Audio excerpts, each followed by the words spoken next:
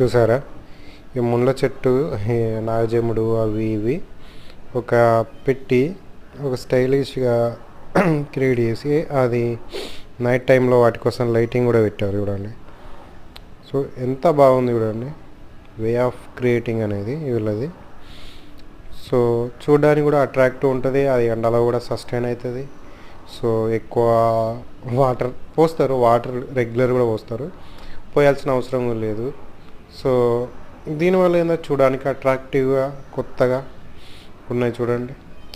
ఎడారిలో పెరిగే మొక్కలను పెట్టి ఎంత బాగున్నాయో చూడండి. ఇది ఇక్కడ చూసినట్టు ఉంది కదా, మనం కలేజల సినిమాలో ఉంటుంది సేమ్ అలా అనిపించింది, కానీ అదంతా అలా ఏం లేదు. అది ముళ్ళు బాగుంటాయి, బట్ ఇదంతా ఏం లేదు. సేమ్ ఇది కూడా అదే జాతికి చెందింది. సో నాకు అది చూసినాక నాకు కలేజా మూవీలో అలీ తీస్తాడు చూడండి, సేమ్ నాకు అదే